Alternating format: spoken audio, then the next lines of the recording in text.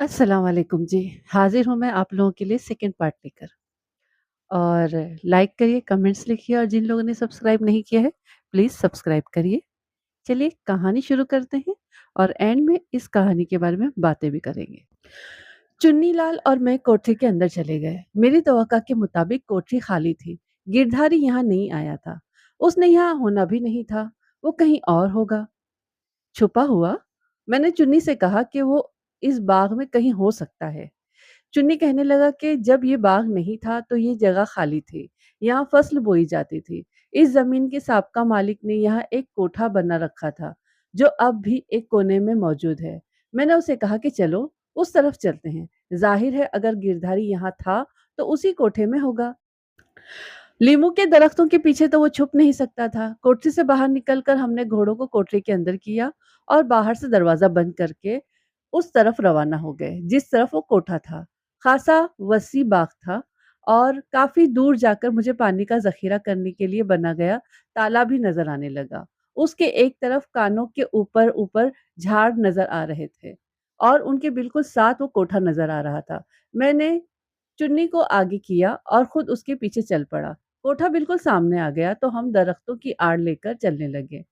वो जहाँ कानों के झाड़ उगे हुए थे, उसके और आखिरी दरख्तों के दरमियान जगह खाली थी। मैं दरख्तों की झुंड में खड़ा हो गया। चुन्नी ने कहा कि कानों की झुंड तक दौड़कर जाना है। तेजी से भागते हुए हमने वो रास्ता तय कर लिया और अब कानों की झुंड में थे। हम कुछ देर वहां हिले जुले बगैर बैठे रहे और फिर आहिस्ता से उठकर कोठे वाले रास्ते की तरफ रवाना हो गए। अगर कोई कोठे में से देख भी रहा होता तो हम उसे नजर नहीं आ सकते थे। कानू के उस झुंड से घूमकर दूसरी तरफ जाना था। यहाँ आए तो सामने तालाब था, जिसके एक किनारे पर कोठे के दरवाजे तक का रास्ता बना हुआ था। ये जगह खतरनाक थी। इस पर चलते हुए कोठे के अंदर से हमें देखा जा सकता था। मैंने चुन्नी से कहा कि ये भी रास्ता दौड़कर तय करना है। उसने सर हिला दिया और कहने लगा, फिक्र न करें, इस कोठे का कोई दूसरा दरवाजा नहीं है। अगर कोई आदमी अंदर से निकलकर भागेगा तो वो किसी तरफ नहीं जा सकता। उसे इसी तरफ आना पड़ेगा, जिस तरफ से हम जा रहे हैं। उसकी ब उसकी इस बात से मुझे इत्मीनान तो हो गया, फिर भी मैंने तेज़ी से ये रास्ता तय किया और दरवाज़े पर पहुँचकर रुक गया। मैंने दरवाज़े पर पाँव की ठोकर मारी, दरवाज़ा नहीं खुला। किसी ने अंदर से कुंडी लगा रखी थी। इसका मतलब ये था कि कोई अंदर है और गिरधारी के सिवा और कौन हो सकता था?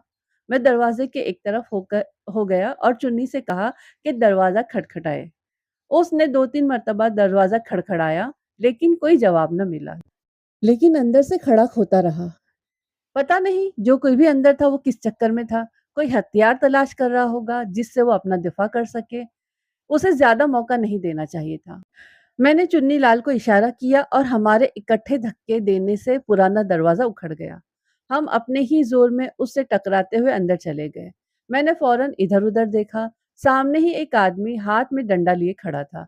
लंबा कद, चौड़े शाने, सेहतमंद, बाल खुले हुए थे। चेहरे पर एक तरफ पुराने ज़ख्म का निशान, जो किसी लड़ाई-भिड़ाई का नतीजा था।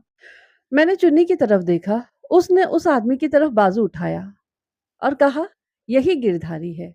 गिरधारी ने डंडा घुमाकर मेरी तरफ फेंका। अगर मैं खबरदार और होशियार न होता तो वो डंडा मेरा सर फाड़ जाता। डंडा फेंककर वो मेरी तरफ लपका। फिर उसे पता नहीं चला होगा कि उसके साथ क्या हुआ। वो जमीन पर गिरा हुआ था और मेरे ठुड्डे उसके सारे जिस्म पर बरस रहे थे। थोड़ी देर बाद उसने हाथ पांव ढीले छोड़ दिए। थाने में गिरधारी मेरे सामने बिल्कुल मौन हो चुका था। उसे पता चल गया था कि मैं किस तरह का आदमी हूँ और वो जिसे कोई बदमाश समझ रहा था वो असल में पुलिस थी। मैंने चुन्नी लाल को भी थाने बुला रखा था, लेकिन शर्मा और कामिनी को बिल्कुल हवा लगने नहीं दी, वरना हो सकता था कि गिरधारी के साथ ही भाग जाते। मैंने गिरधारी से कहा कि भागने दौड़ने का मामला खत्म हो गया। अब मुझे बताओ, सुलक्षणा को तुमने कत्ल किया है? वरना वो मार मारूंगा कि तुमने जिंदगी भर ऐसी मार न खाई होगी और न कभी मुझे भूलोगे। और ये भी जान लो कि चुन्नी लाल मान चुका है कि तुम बाग में सुलक्षणा से मिलने आते थे। सिर्फ सुलक्षणा से ही नहीं, कामनी से भी। कामनी से तुम्हारी पुरानी दोस्ती है, गांव के जमाने वाली। झूठ बोलोगे तो तुम्हारे भाई बालक राम को तुम्हारे सामने ले आऊंगा। तुमने और कामिनी ने मिलकर सुलक्षणा को कत्ल किया है। सोच लो, तुमने हड्डियां तुड़वानी है या सही बात बतानी है। मैं सुबह तक तुम्हें मोहलत देता हूँ। मैंने उसके बाद गिरधारी को हवालात भेज दिया। और सिपाहियों को हिदायत की कि उसकी सख्ती से निगरानी करना। रात आराम करके सुबह ताज़ा दम होकर मैं थाने आया तो आते ही गिरधारी का पैगाम मिला कि उसने मुझसे बात करनी है। मैंने उसे अपने कमरे में बुला लिया और कुर्सी पर बैठाकर मुहर्रिर से कहा कि इसका बयान लिख लो। मुझे यकीन था कि गिरधारी सब कुछ बकने वाला है और उसने ऐसा ही किया। जितनी देर वो बोलता रहा, मुझे ऐसा लगा कि मैं शायद किसी और दुनिया की कहानी सुन रहा हूँ। एक इंसान इस कदर गिर सकता है? बोलते वक्त गिरधारी मुझसे आंखें नहीं मिला रहा था। कामनी से मेरे ताल्लुकात बहुत पुराने हैं, उस वक्त से जब वो गांव में थी। अगर मैं आवारा और बदमाश ना होता तो आज वो मेरी घरवाली होती। लेकिन कामनी के माँ बाप ने मुझ जैसे बेकार से शादी करने की बजाय शर्मा जैसे दौलत वाले बूढ़े को अपना दामाद बना लिया। कामनी ने यहाँ आने से पहले मुझे तसल्ली दी थी कि वो मुझसे मिलती रहेगी। उसने अपना वादा निभाया और मैं यहाँ उसके घर में मुलाकातें करता रहा। हम सुलक्षणा को उसकी सहेली के घर भेज देते थे। उसे शक होने लगा तो हमने बाग में शैतानी खेल शुरू कर दिया। एक दिन कामिनी आई और कहने लगी कि सुलक्षणा को हम पर शक हो गया है। वो शायद अपने बाप को बता देगी। हम उसका हल सोचते रहे और फिर उसका हल भी कामिनी के दिमाग में ही आया। वो मुझे कहने लगी कि मैं सुलक्षणा को काबू करूं, उस पर डोरे डालूं और उसे खराब कर दूं। फिर वो मेरी मुती हो जाएगी और हमारा राज किसी को नहीं बताएगी। मैंने कामिनी के मशवरे पर अमल शुरू कर दिया। मुझे तवक्का के खिलाफ कामयाबी हो गई। सुलक्षणा फिसल गई और अपनी सौतेली माँ की राह पर चल निकली। हम दोनों चुन्नी की कुटिया में आ जाते। चुन्नी बेचारा नौकर था, वो इधर उधर हो जाता था। फिर वो बात हो गई जिसका हमने सोचा भी नहीं था कि अगर ऐसा हुआ तो क्या करेंगे। सुलक्षणा ने कहना शुरू कर दिया कि मैंने उससे जल्दी शादी ना कर ली तो वो बदनाम हो जाएगी और उसे अपने माँ बाप को मेरा नाम बताना पड़ेगा। मैंने कामनी से बात की तो वो भी परेशान हो गई और फिर ये तय हुआ कि सुलक्षणा को ही खत्म कर दिया जाए। मैंने इस काम के लिए चुन्नी की कुटिया इस्तेमाल की। उस रात वहां कोई नहीं था। मैं पहले सुलक्षणा को उसके कमरे से लाया और कामनी को बताकर आया था कि आज रात काम हो जाएगा। तुम शर्मा को ख्याल ना होने देना कि सुलक्षणा घर से गायब है। कह देना किसी सहेली के घर गई होगी। उस रात चुन्नी ने बाग में पानी लगाना था और काफी रात तक उसका काम था। सुलक्षणा कुटिया में आकर फिर मुझसे तकाजा करने लगी कि मैं उसका ख्याल करूं। वो क्या करेगी? उस रात मैंने उसे कत्ल कर दिया। कत्ल करके मैं वहां से सीधा उस अड्डे की तरफ चला गया जहां वो खानका है और जहां शायद आपने छापा मारा था। वरना हमारा ख्याल था कि ये हमारे किसी भी भाई बंदे का काम है। लेकिन जब चुन्नी वहां से गायब हुआ तो हमें शक हो गया कि मामला खराब है। मैं यहाँ आ गया। मुझे यकीन था कि मुझे तलाश करने वाले यहाँ आने की बजाय किसी और जगह जाएंगे। मेरे यहाँ आने का सिर्फ बालक राम को पता था कि मैंने अपने अड्डे के एक आदमी के जरिए उसे पैगाम पहुंचा दिया था। गिरधारी के बयान से पता चला कि कामनी को इस कत्ल की क्यों परवाह न थी और इस मामले से जान खुलासी क्यों करवाना चाहती थी। इसीलिए उसने चुन्नी लाल पर शक जाहिर करके मुझे उसके पीछे लगाना चाहा था।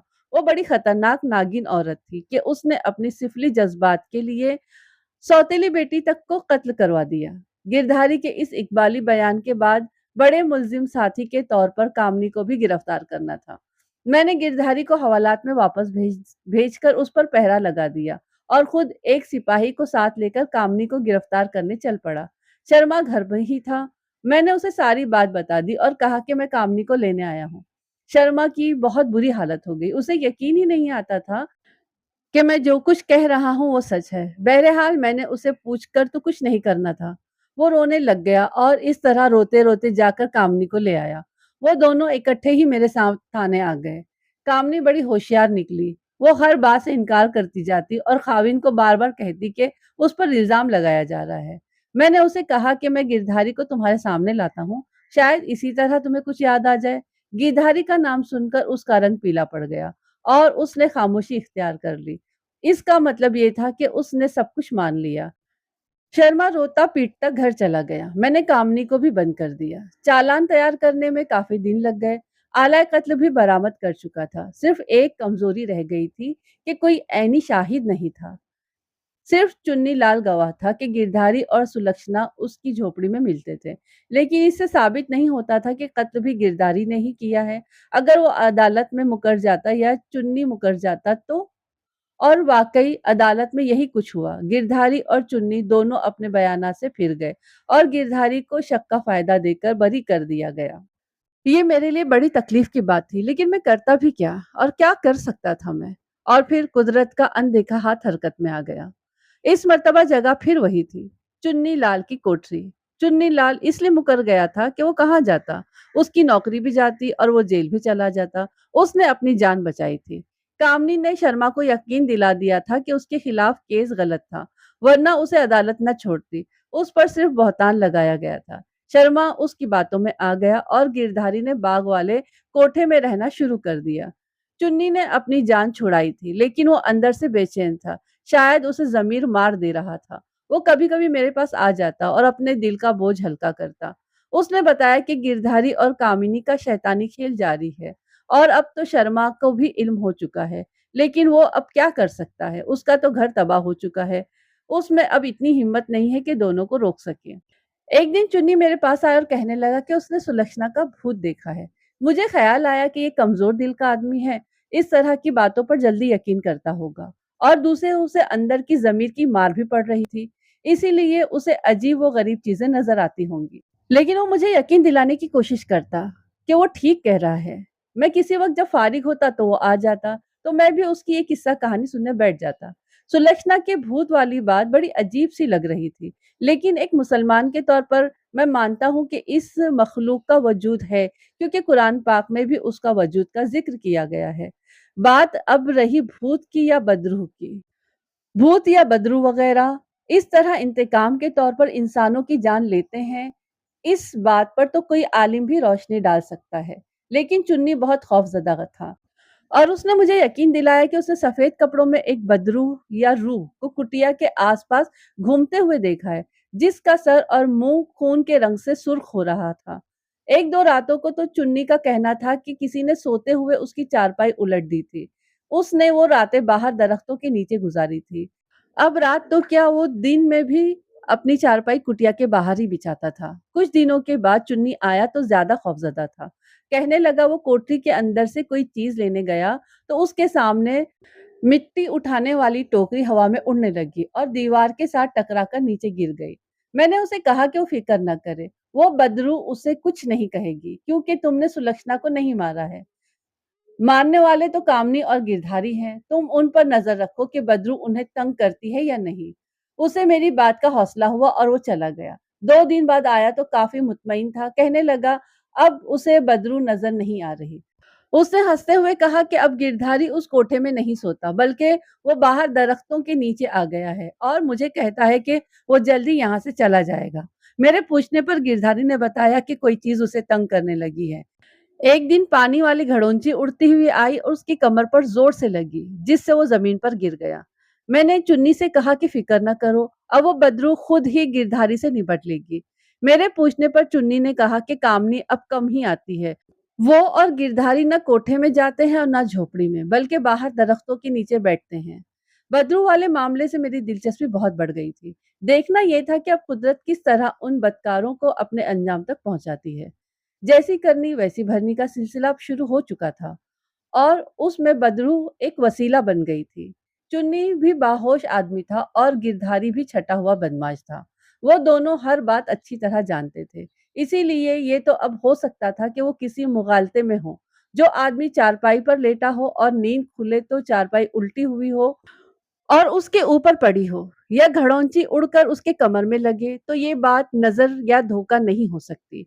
चुन्नी उस दिन के बाद कई मर्तबा मेरे पास आया और हर बार कोई ना कोई वाक्य सुना जाता था, जिससे अंदाजा होता था कि वो बदरू अब ज्यादा गुस्से में है और ज्यादा तंग करने लगी है। चुन्नी ने बताया कि एक रात गिरधारी हिम्मत करके कोठे के अंदर सो गया और अंधेरा गहरा होते ही चुन्नी ने देखा कि वो चीखे मारता हुआ बाहर आ गया और सीधा दरख्तों के नीचे चुन्नी की चारपाई के पास आकर गिर गया। चुन्नी ने उसे पानी पिलाया, उसके हवास ठीक हुए। चुन्नी के पूछने पर उसने बताया कि उसने एक सफेद कपड़ों वाली औरत कोठे के अंदर देखी है, जिसके चेहरे पर खून लगा हुआ था और वो उसे चारपाई से उठने का इशारा कर रही थी। उस दिन के बाद से उस बदरूह ने चुन्नी को तंग करना छोड़ दिया और गिरधारी की जान का अजाब हो गई और उसकी जान अजाब में आ गई। अदालत से बरी होने के 1 माह बाद का वाकया है। एक दिन चुन्नी मेरे पास आया, वो बहुत थका हुआ नज़र आ रहा था। कहने लगा वो रात भर सोया नहीं। उसकी कोठरी में से बड़ी अजीब व गरीब आवाज़ें आती रहती हैं। वो कहने लगा कि मुझे कहीं नौकरी दिला दें। मैं अब इस बाग में नहीं जाना चाहता, बल्कि शर्मा की नौकरी छोड़ना चाहता हूँ। मैंने उसे तसल्ली दी कि कोई बात नहीं है, मैं उसका बंदोबस्त कर दूँगा। अगर ना हो सका तो तुम अपने गाँव वापस चले जाना। मैंने उसे समझा-बुझाकर बाग में वापस भेज दिया। दरअसल मैं भी नहीं चाहता था कि वो बाग से चला जाए, क्योंकि मैं देखना चाहता था कि गिरधारी का बदरू क्या हशर करती है। चुन्नी तो खैर चला गया, लेकिन एक दिन छोड़कर फिर आ गया। इस बार वो सख्त बुरी हालत में था। उसकी हवाइयाँ उड़ रही थी, हलक खुश हो रहा था। उसमें से बड़ी मुश्किल से आवाज़ निकल रही थी। वो हकलाकर बोल रहा था, जैसे बड़ी खौफ की हालत में हो। सुबह का वक़्त था और मैं अभी थाने आया ही था। मैंने अपने एक सिपाही से कहा कि इसे पानी पिलाओ। चुन्नी ने हाथ से इशारा किया कि नहीं, उसे पानी नहीं पीना। वो मुझसे कहने लगा, मैं जल्दी उसके साथ चलूँ। मैं परेशान हो गया कि आखिर बात क्या है? मैंने उसे इशारा किया कि उठो चलो। हम थाने से निकल आए और थोड़ी दूर जाकर चुन्नी का रुख बाग की तरफ हो गया। वो मुझे उसी तरफ ले जा रहा था। हम बाग में आए तो मेरा ख्याल था कि वो मुझे कोठरी की तरफ ले जा रहा है, लेकिन वो मुझे तालाब की तरफ ले गया जहाँ कोठा था। तालाब के किनारे कानू के झुंड से पहले जहाँ लीमू के दरख्तों की कतारें खत्म हो जाती हैं, वहां दरख्तों के दरमियान एक चारपाई पड़ी थी, जिस पर कोई लेटा हुआ था। चुन्नी चारपाई से थोड़ी दूर रुक गया और मुझे आगे बढ़ने का इशारा किया। जब मैं ज़रा करीब हुआ तो मुझे हैरत का एक झटका लगा। चारपाई से थोड़ा-सा उधर ज़मीन पर एक आदमी औंधे मुँह गिरा पड़ा था। उसके मुँह की एक साइड ज़मीन पर लगी हुई थी। मैं उसके करीब जाकर बैठ गया। एक नज़र देखने से ही पता चल गया कि वो मर चुका है। उसकी नाक से खून निकल रहा था, जैसे कोई अंदरूनी चोट लगी हो। मैंने उसे धक्का देकर सीधा किया। उसका चेहरा देखा तो सुन्न होकर रह गया। ये गिरधारी था। मैं 1-2 मिनट उसे देखता रहा और फिर उठकर चारपाई की तरफ बढ़ गया। मुझे हैरत का एक और झटका लगा। ये कामनी थी। उसकी आंखें खुली हुई थी और गर्दन एक तरफ ढुलकी हुई थी। उसके हाथ मुड़े हुए थे और मुट्ठियां बंद थी, जैसे वो किसी चीज को पकड़े-पकड़े ही मरी हो। मैं वहां से हटकर चुन्नी के पास गया और पूछा, ये सब क्या है? वो सर पकड़कर जमीन पर बैठ गया और खौफ से रोने लगा। मैंने उसे काफी तसल्ली दी, जिसके बाद वो बोलने के काबिल हुआ। उसकी आवाज अब भी लरज रही थी। कहने लगा, रात को मुझे कोठरी से अजीब-अजीब आवाजें आने लगी। मैं खौफ के मारे सो नहीं सका। आधी रात के करीब मेरी कोठरी से आवाजें आना बंद हो गई और मैं सोने की कोशिश करने लगा कि गिरधारी के कोठे की तरफ नजर उड़ गई। दरवाजा खुला हुआ था। पता नहीं क्यों मैं उठकर उधर ही चला गया, लेकिन तालाब तक जाते ही मैं रुक गया, क्योंकि जहाँ दरख्त खत्म होते हैं वहां अजीब तमाशा हो रहा था। मेरे सामने गिरधारी था और कोई चारपाई पर बैठा हुआ था। मेरे देखते-देखते गिरधारी इधर-उधर दौड़ने लगा, जैसे किसी चीज़ से भाग रहा हो। लेकिन जिससे भाग रहा था वो मुझे नज़र नहीं आ रहा था। फिर गिरधारी रुक गया, जैसे उसे किसी ने पकड़ लिया हो। उसने अपना सर नीचे कर लिया, जैसे वो सर को किसी से बचा रहा हो और कोई उसके सर पर वार कर रहा हो। साथ-साथ उसकी चीखें भी आने लगी। फिर उस नजर न आने वाले ने गिरधारी को जमीन से उठाया और फिर नीचे दे मारा। गिरधारी ने जोरदार चीख मारी और फिर खामोश हो गया। उसकी आखिरी चीख से पहले उसने चीखें मारनी शुरू कर दी, जो चारपाई पर बैठा हुआ था। लेकिन ये आवाज औरत जैसी थी। खौफ ने मेरे पैर पकड़ लिए। मैं भागना चाहता था, लेकिन भाग नहीं सकता था। मेरी टांगे कांपने लगी और मैं जमीन पर गिर गया। लेकिन लेटे रहने की बजाय उठकर बैठ गया। लगता था मेरे हवास गुम होने लगे हैं। और फिर मैंने देखा कि वो चीखें मारने वाली औरत जो एक चारपाई से उछली और फिर उसी चारपाई पर गिर गई। फिर मुझे होश भी नहीं रहा। जब होश आया तो वहां से भागकर मैं सीधा आपके पास आया हूँ। कामनी की लाश मैंने शर्मा के हवाले की और गिरधारी की लाश ले जाने के लिए बालक राम को बुलवा लिया। उसके बाद कागजी कार्रवाई हुई, जो आपके लिए कोई दिलचस्पी का बास नहीं हो सकती। आप समझ गए होंगे कि वो अनदेखी कुव्वत कौन थी, जिसने गिरधारी और कामिनी को इस तरह खत्म कर दिया। चुन्नी का कहना था कि ये सुलक्षणा थी। मेरा ये ख्याल है कि ये एक और चीज थी। बुराई, बुराई का अंजाम बुरा ही होता है। चलिए, यहाँ पर कहानी खत्म हो गई। तो कहानी कुछ अलग सी अजीब-सी थी कि एक औरत ही औरत की इतनी बड़ी दुश्मन। चलो, खुद तो गलत कर रही थी, उसको भी गलती में गलत कामों में डाल दिया। चलो, गलत कामों में डाल दिया, लेकिन जब वो अ, माँ बनने वाली थी, तो उसको उसी से कत्ल करवा दिया जो उसके बच्चे का बाप था। तो कैसी अजीब बात है और एक औरत औरत की इतनी बड़ी दुश्मन कैसे हो सकती है?